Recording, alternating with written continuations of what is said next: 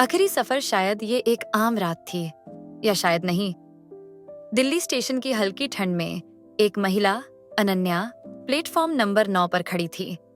लिपटी हुई एक गहरे नीले शॉल में, आंखों में अजीब सी थकान, जैसे कई सालों से सोई ही न हो।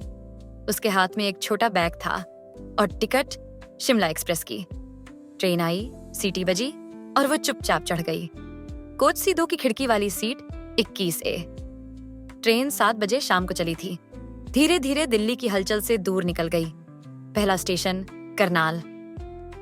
एक बुजुर्ग सवार हुए, झुकी कमर, हाथ में छड़ी। कोच में चढ़ते ही उनकी नजर अनन्या पर पड़ी और वो ठिठक गए। मेघा, वो बोले। अनन्या चौंकी। माफ कीजिए, आप शायद किसी और को। तू मुझे भूल गई? मैं शर्मा अंकल, तेरे पापा का दोस्त। तू उस दिन नदी में। नहीं, आप गलतफहमी में हैं।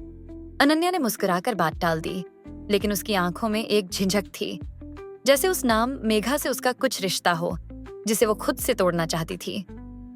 बुजुर्ग चुप हो गए, मगर उनकी आंखों में एक डरावनी यकीन था। दूसरा स्टेशन चंडीगढ़। एक 20-22 साल का लड़का चढ़ा, हाथ में कैमरा। आते ही अनन्या की ओर इशारा करते हुए बोला, मैम, मैं आपको जानता हूं। मैं आ क्राइम स्टोरीज में इंटर्न हूं। आपका चेहरा उस केस फाइल से मिलता है जहां एक महिला ने अपने पति और सास को जलाकर मार दिया था। अनन्या हंसी, एक बेहद नपा-तुल्ला सा जवाब। तुम्हारे जैसे बहुत लोग ऐसा कहते हैं। पर इस बार उसके होंठ कांप रहे थे। तीसरा स्टेशन कालका। एक पुलिस अफसर चढ़ा। भारी बूटों की आवाज और बेल्ट में टंगी रिवॉल्वर की चमक सबका ध्यान खींच रही थी। उसने कुछ नहीं कहा, बस अनन्या को घूरता रहा पूरी रात, बिना पलकें झपकाए। ट्रेन अब पहाड़ों की तरफ बढ़ रही थी। ठंड और रहस्य दोनों गहराते जा रहे थे। रात के तीसरे पहर अनन्या को नींद नहीं आ रही थी। कोच में सब सो रहे थे, पर वो अकेली जाग रही थी, या शायद जागने का बहाना कर रही थी। वो उठी, बाथरूम की तरफ गई, लेकिन रास्ते में देखा पूरा डिब्बा सुनसान था। न बुजुर्ग, न लड़का, न अफसर, कोई नहीं, केवल वो। उसे घबराहट हुई। वो तेजी से अपनी सीट की ओर लौटी, लेकिन सीट पर कोई और बैठा था। वो खुद का चेहरा, वैसा ही नीला शॉल, वैसी ही उदासी। वो चीखी, लेकिन आवाज नहीं निकली। ट्रेन की रफ्तार अब बढ़ती जा रही थी। बाहर खिड़की से देखा, अगला स्टेशन निर्णय। स्टेशन का नाम देखकर वो चौंकी। ऐसा कोई स्टेशन नहीं होता, ना ही नक्शे में, ना ही जिंदगी में। तभी ट्रेन में घोषणा हुई, यह अंतिम स्टेशन है, कृपया अपनी आत्मा का बोझ यहीं उतार दें।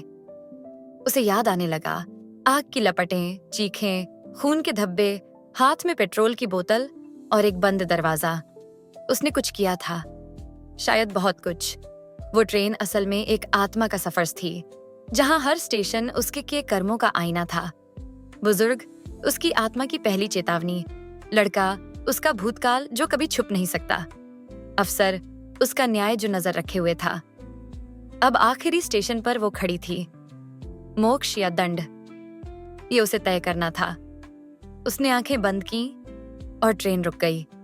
दरवाजा खुला, लेकिन क्या बाहर रोशनी थी या अंधेरा, ये केवल वो जानती थी।